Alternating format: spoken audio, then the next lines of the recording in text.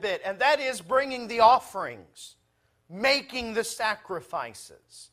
And what we find is that with the exception of only one offering, those that brought the gift always walked away empty-handed. They gave it all to God and left it there.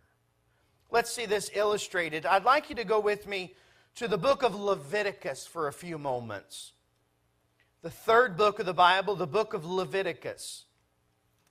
The book of Leviticus is the Levitical law, the law of the Levites, and it shows us everything God demands according to the law for man to please God.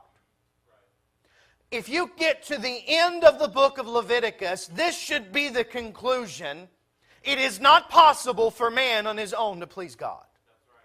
It's not possible for man to completely and fully fulfill the law. Not possible.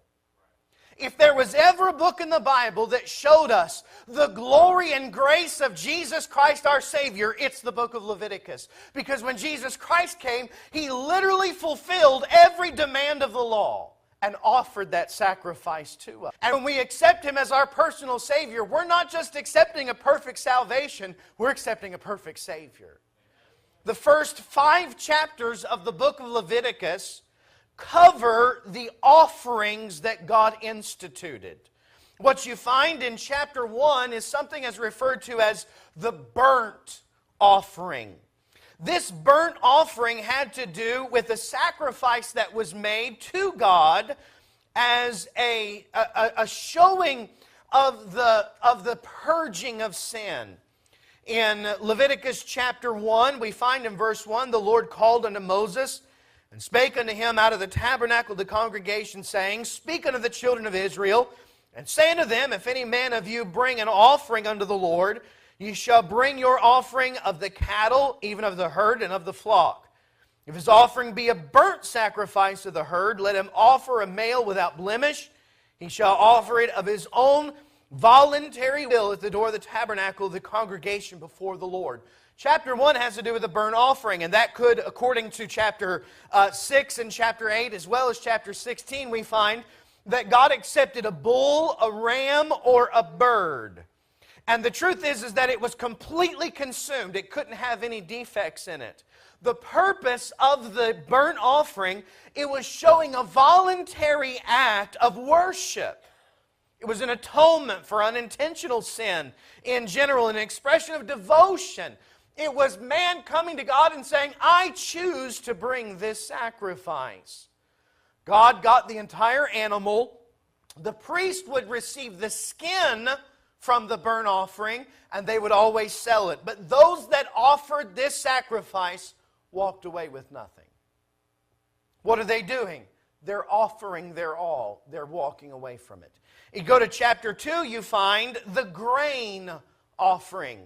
The grain offering was also a voluntary act of worship, and it was a recognition of God's goodness and provisions. It was devotion to God and His blessing. It's basically saying God brought these crops to us, and we're giving a portion back to it. This grain offering was a grain of fine flour, of olive oil, of incense, or even a baked bread. There was salt that had no yeast or honey. It was accompanying burnt offering and the peace offering here.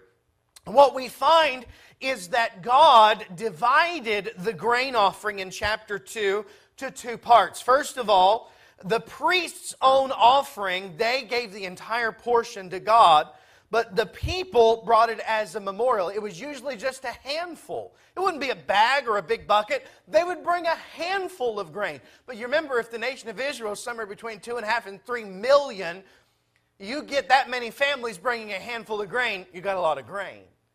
You have the grain offering. Stay with me in your heart for just a moment. Chapter 3, you have what is called the peace offering.